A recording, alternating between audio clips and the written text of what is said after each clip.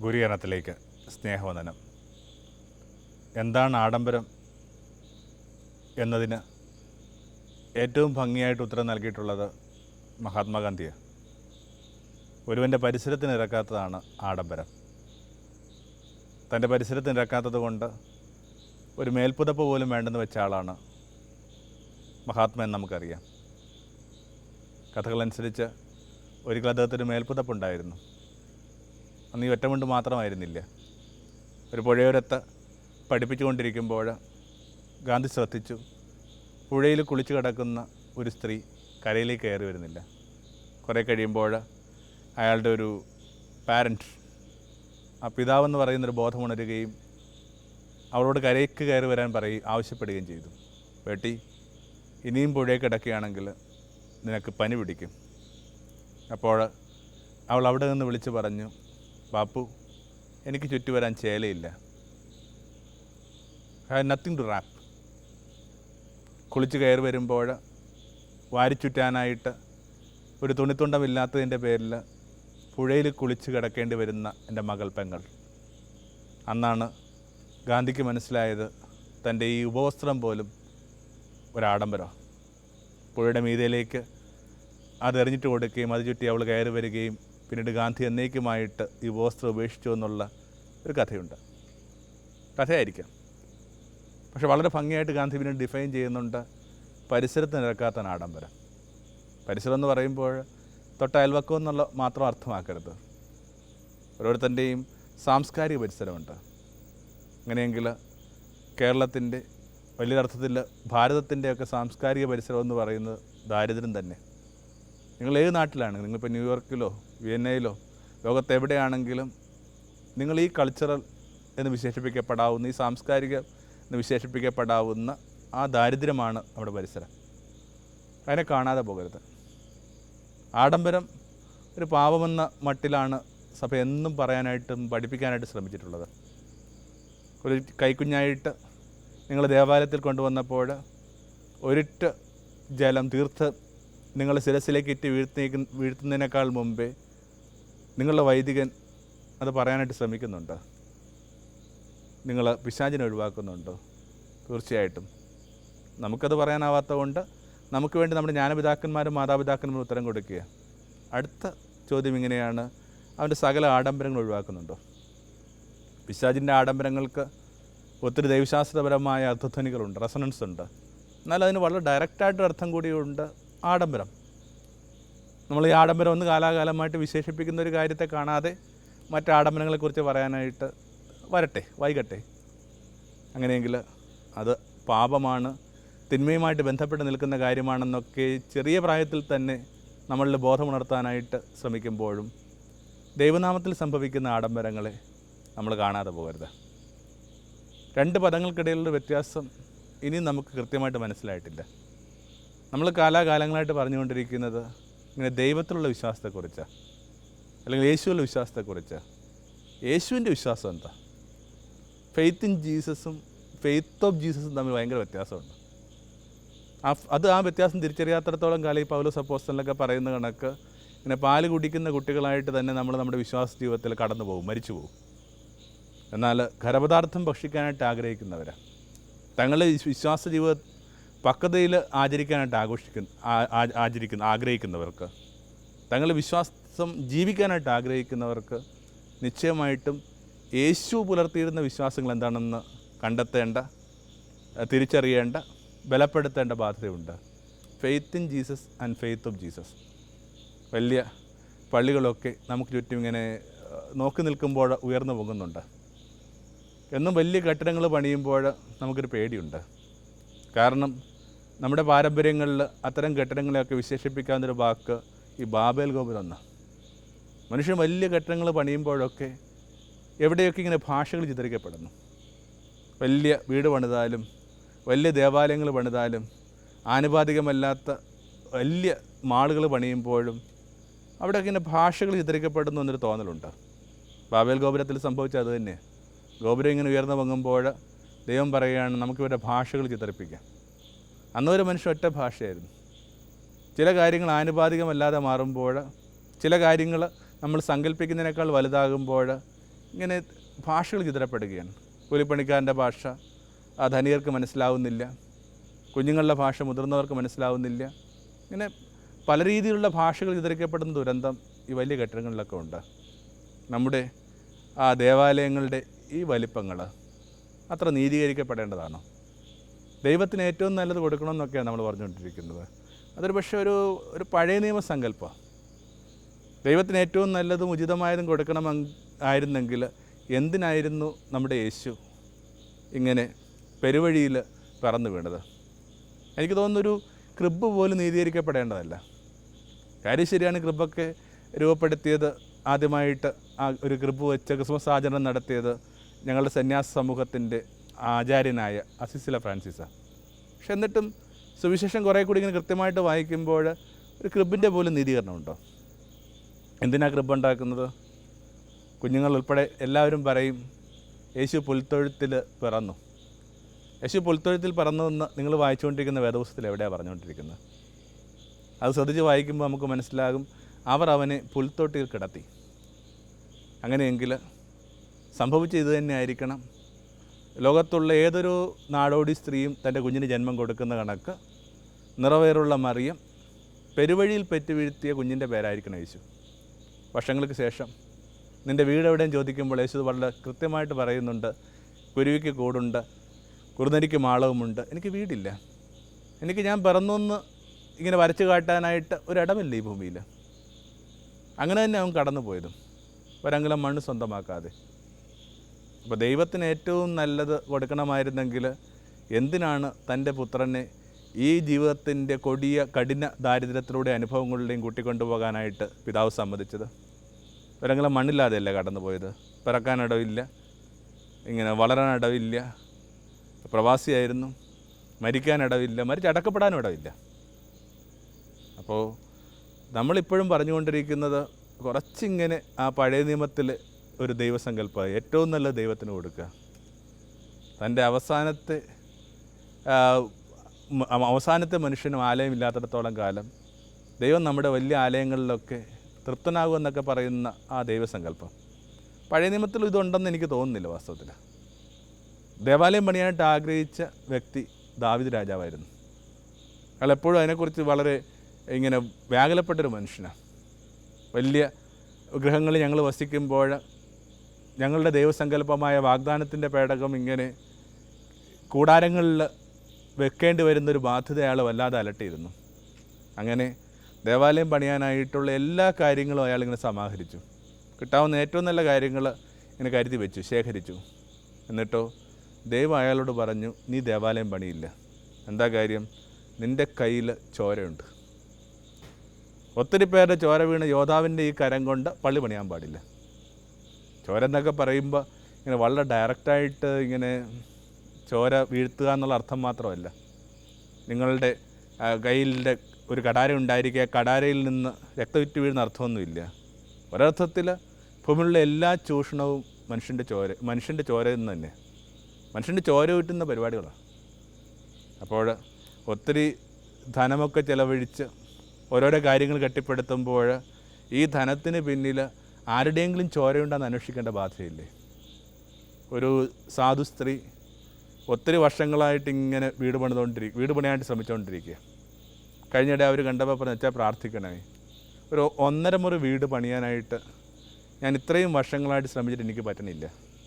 6-7 പേരുടെ ഗൃഹങ്ങളിൽ ഇങ്ങനെ അടുക്കളപ്പണി ചെയ്തിട്ടും എനിക്കത് ഒപ്പിക്കാൻ പറ്റുന്നില്ല അച്ഛാ. ചോദിച്ചു വരുമ്പോൾ അവർ വ്യക്തമായിട്ട് പറഞ്ഞെന്നാൽ ഇങ്ങനെ കോടിക്കണക്കിന് രൂപ ചിലവാക്കിയ വലിയ പള്ളി പണിത അതേ ഇടവകയിലെ തന്നെ ഒരംഗം അവർ. ഇതിനെ നമ്മൾ നീതീകരിക്കേണ്ട ബാധ്യതയുണ്ടോ? അപ്പോൾ ചുറ്റിനും നടക്കുന്ന കാര്യങ്ങൾ ഇങ്ങനെ ഒരു അനുപാതമില്ലാതെ പോകുമ്പോൾ എപ്പോഴും ആരോഗ്യം എന്ന് പറയുന്ന ഇങ്ങനെ അനുപാതങ്ങൾ സൂക്ഷിക്കുക എന്നുള്ള, ഒരുമിച്ച് കൂടാനും ഒരുമിച്ച് പാർക്കാനും ഒരുമിച്ച് ആരാധിക്കാനും ഒക്കെ മനുഷ്യ ഇടങ്ങൾ ആവശ്യമുണ്ട്. ദേവാലയത്തിൻ്റെ ഒരു കൾച്ചർ തന്നെ ഇങ്ങനെ വേദപുസ്തകത്തിൽ നിന്ന് ഒന്ന് ഓർമ്മിച്ചെടുക്കുന്നത് നല്ലതാണ്. ആദിയിൽ ദേവാലയം ഇല്ലായിരുന്നു ഉൽപ്പത്തി പുസ്തകത്തിനകത്ത്, കാരണം ദൈവം തന്നെ ഇങ്ങനെ അവരോടൊപ്പം സഞ്ചരിക്കുകയായിരുന്നു. പിന്നീട് ആ ദൈവത്തിൻ്റെ കാലടി ഒച്ചകൾ ഇങ്ങനെ വളരെ ഡയറക്റ്റായിട്ട് കേൾക്കാൻ പറ്റാതിരുന്ന ഒരു കാലത്തിലാണ് ഇത്തരം ദേവാലയ സങ്കല്പങ്ങളെക്കുറിച്ചുള്ള വിചിന്തനങ്ങൾ ആരംഭിക്കുന്നത്. ഒരു പക്ഷേ ആ ഒരു ബത്തേലെന്ന് പറയുന്ന ഇടത്തിൽ യാക്കോബ് വെച്ചൊരു കല്ല് ഒരു ദേവാലയത്തിൻ്റെ വലിയൊരു പ്രതീകം തന്നെ. കാരണം ആ ഇടത്തിൽ വെച്ച് ഈ മനുഷ്യൻ കണ്ടു മാലാഖമാരിങ്ങനെ കോവണിപ്പടികളിലൂടെ കയറുകയും ഇറങ്ങുകയും ചെയ്യുന്നു. അപ്പോൾ മനുഷ്യന് ജീവിക്കാനായിട്ട് ഒരു ദൈവോന്മുഖമായ ചില ഓർമ്മപ്പെടുത്തൽ ആവശ്യമുണ്ട്. അവൻ്റെ കോവണി ആവശ്യമുണ്ട്. കുറച്ചുകൂടി കൃത്യമായിട്ട് പറഞ്ഞാൽ അവന് വേർട്ടിക്കൽ ലൈഫ് ആവശ്യമുണ്ട്. എല്ലാം ഇങ്ങനെ ഈ ഒരു ഒറിസോണ്ടലായിട്ട് ജീവിച്ച് എല്ലാം ഇങ്ങനെ പാരലായിട്ട് ജീവിച്ച് തീരേണ്ടതല്ല അവൻ്റെ ജീവിതം. അവന് ചില യാഥാർത്ഥ്യങ്ങളായിട്ടും ചില ചൈതന്യങ്ങളുമായിട്ട് ബന്ധപ്പെട്ട് ജീവിക്കാനായിട്ട് ചില ഓർമ്മപ്പെടുത്തലുണ്ട്. അങ്ങനെ വരുമ്പോൾ ഒരു ദേവാലയം എന്ന് പറയുന്നത് ഇങ്ങനൊരു കോവണി തന്നെ. അതിലൂടെ ഇങ്ങനെ ആരൊക്കെയോ കയറുന്നു, ആരൊക്കെയോ ഇറങ്ങുന്നു. സ്വർഗം അതിലൂടെ താഴോട്ട് ഇറങ്ങുന്നു. ആ മനുഷ്യർ അതിൻ്റെ പടികളിലൂടെ ഇങ്ങനെ സ്വർഗത്തെ എത്തിപ്പിടിക്കാൻ ശ്രമിക്കുകയും ചെയ്യുന്നു. അത് ഭംഗിയുള്ള സങ്കല്പം തന്നെ. പിന്നീട് തന്നെ നമ്മൾ കാണുന്ന വേറൊരു ഇതുണ്ട്. ഈ വാഗ്ദത്ത ജനതയോടൊപ്പം ഈ പറഞ്ഞ ഈ ദേവാലയ സങ്കല്പം സഞ്ചരിക്കുന്നതായിട്ട്. ഒരിക്കൽ ദേവാലയം ഇവരോടൊപ്പം സഞ്ചരിച്ചു കൊണ്ടിരിക്കുകയായിരുന്നു. കാരണം വാഗ്ദാന പേടകമായിരുന്നു അവരുടെ ഏറ്റവും വലിയ ദൈവിക ചൈതന്യത്തിനിടമായിട്ട് അവർ ഗണിച്ചിരുന്നത്. വളരെ അലങ്കരിച്ച സ്വർണം കൊണ്ട് പൊതിഞ്ഞ സദാ ദൈവിക സാന്നിധ്യം അടയിരുന്ന ഒരു അടയാളത്തിൻ്റെ പേരായിരുന്നു വാഗ്ദാനത്തിൻ്റെ പേടകം. അതിനകത്ത് അഹ്റോൻ്റെ പൂവിട്ട വടിയുണ്ട്, ആകാശം വീഴ്ത്തിയ മന്നയുണ്ട്, മോശയ്ക്ക് കിട്ടിയ കൽഫലങ്ങളുണ്ട്. അപ്പോൾ നിയമമായും അപ്പമായും മനുഷ്യർക്കും ദൈവത്തിനും ഇടയിലുള്ള പാലമായിട്ടുമൊക്കെ ഈ വാഗ്ദാനത്തിൻ്റെ പേടകം അവരോടൊപ്പം സഞ്ചരിച്ചു. സ്വാഭാവികമായിട്ട് ഈ സഞ്ചരിക്കുന്ന വാഗ്ദാന പേടകം ഉണ്ടാക്കുന്നൊരു വ്യത്യാസം. അവരുടെ കൂടാരത്തിൻ്റെ മധ്യയാണ് ഈ വാഗ്ദാനത്തിൻ്റെ പേടകം ഇരിക്കുന്നത്. അതിന് മുമ്പിലിരുന്നാണ് അവർ ചർച്ച ചെയ്യുന്നത്, അതിന് മുമ്പിലിരുന്നാണ് അവർ കഠിനാധ്വാനം ചെയ്യുന്നത്, അതിന് മുമ്പിലിരുന്നാണ് അവരുടെ ഭാര്യമാർ അത്താഴമൊരുക്കുന്നത്, അതിന് മുമ്പിലിരുന്നാണ് പുരുഷൻ തൻ്റെ സ്ത്രീയെ പ്രാപിക്കുന്നത്, അതിന് മുമ്പിലാണ് അവരിങ്ങനെ തൊട്ടിലാട്ടുന്നത്. ഇങ്ങനെ സദാ സഞ്ചരിച്ചിരുന്ന ഒരു ദേവാലയ സങ്കല്പം ഉണ്ടായിരുന്നു. എന്നാൽ പിന്നീട് എപ്പോഴോ ആ കൂടെ നടക്കുന്ന ദൈവം എന്ന് പറയുന്നൊരു സങ്കല്പം ചിലപ്പോൾ വളരെ ഡിമാൻഡിങ് ആയിട്ട് നമുക്ക് അനുഭവപ്പെടും. നമ്മളിങ്ങനെ ദൈവം നമ്മളെ പിന്തുടരുന്നൊക്കെ കരുതുമ്പോൾ എപ്പോഴും അത് ആശ്വാസം തരുന്ന വിചാരമല്ല. ചിലപ്പോഴെങ്കിലും ചിലർക്കെങ്കിലും ഈ ദൈവം കൂടെ ഉണ്ടെന്നൊക്കെ പറയുന്ന വലിയ ബാധ്യതയായിട്ട് മാറുന്നു. കാരണം ദൈവം കൂടെ ഉണ്ടെങ്കിൽ ഇങ്ങനെ ദൈവത്തിന് നിരക്കേണ്ട ചില കർമ്മങ്ങളിലൂടെ നിങ്ങൾ ഏർപ്പെടണം. കുലീനമായൊരു ജീവിതം വേണം. അതത്ര എളുപ്പമല്ലാതെ കൊണ്ട് പതുക്കെ പതുക്കെ ഇങ്ങനെ ദേവാലയത്തെ ഒരിടത്തിലേക്ക് പതുക്കെ ചുരുക്കാമെന്ന് വിചാരിക്കുന്നു. ഈ കൂടെ നടക്കുന്ന ദൈവം എന്ന് പറയുന്ന സങ്കല്പം അവിടെ നിൽക്കട്ടെ. കൃത്യമായ ഇടങ്ങൾ പണിത് നിന്നെ ഞങ്ങൾ പ്രതിഷ്ഠിക്കാൻ പോവുകയാണ്. നീ ഞങ്ങളോടൊപ്പം വരുന്നതിനേക്കാൾ ഭംഗി സമയമുള്ളപ്പോൾ ഞങ്ങൾ നിൻ്റെ അടുക്കലേക്ക് വരാം. അങ്ങനെ ഒരുതരം ഒരു ദേവാലയ സങ്കല്പങ്ങൾക്കകത്തൊരു പരിണാമം സംഭവിക്കുന്നുണ്ട് വേദപുസ്തകത്തിൽ. യേശു ഈ ദേവാലയ സങ്കല്പങ്ങളെയൊക്കെ കുറേ കൂടി ഇങ്ങനെ വികേന്ദ്രിച്ച് കാണാനായിട്ട് ആഗ്രഹിച്ച ഒരാളാണ്. യേശുവിൻ്റെ കാലമായി കഴിഞ്ഞപ്പോൾ ഈ ദേവാലയ സങ്കല്പം എന്നൊക്കെ പറയുന്നത് ആ തിരശ്ശീലയ്ക്ക് അപ്പുറത്തേക്ക് മാത്രമായിട്ട് ഇങ്ങനെ കോൺസെൻട്രേറ്റ് ചെയ്യപ്പെട്ടു. അതിലേക്ക് പ്രവേശിക്കാനായിട്ട് അധികമാർക്കും അവകാശമില്ല. ദേവാലയത്തിൻ്റെ ഒരു സ്ട്രക്ചർ പോലും ഇങ്ങനെയാണ്. ഏറ്റവും പുറത്തായിട്ട് ഇങ്ങനെ വിജാതിയർക്ക് വേണ്ടിയുള്ള ഒരു ഇടം, ഇങ്ങനെ ആ വാക്ക് ഉപയോഗിക്കുന്നതിനകത്ത് ഒരു അഭംഗിയുണ്ട്. കാലാകാലങ്ങളായിട്ട് വേദപുസ്തകത്തിൽ ഉപയോഗിച്ചുകൊണ്ടിരിക്കുന്ന വാക്കിന് പകരമായിട്ട് നമ്മൾ വാക്ക് കണ്ടെത്തേണ്ട ബാധ്യത പോലും ഉണ്ട്. അപ്പോൾ അതിനുശേഷം ഇങ്ങനെ സ്ത്രീകളുടെ വേണ്ടിയുള്ള ഇടം, പിന്നെ യഹൂദ പുരുഷന്മാർക്ക്, പുരോഹിതർക്ക്, മുഖ്യ പുരോഹിതന്മാർ, പിന്നെ അവർ തന്നെ കുറിയിട്ട് കയറുന്ന വലിയ ശ്രീകോവിൽ, ഹോളി ഓഫ് ഹോളി. അപ്പം ഇങ്ങനെയായിരുന്നു അതിൻ്റെ ഒരു സ്ട്രക്ചർ. യേശു മരിച്ചപ്പോൾ സംഭവിച്ച വലിയൊരു മാറ്റം ഈ ദേവാലയത്തിലെ തിരശ്ശീല നടുകെ കയറിപ്പോയി. ഈ മുകളിൽ നിന്ന് താഴോട്ടത് കയറിപ്പോയി. എന്താ അതിൻ്റെ അർത്ഥം?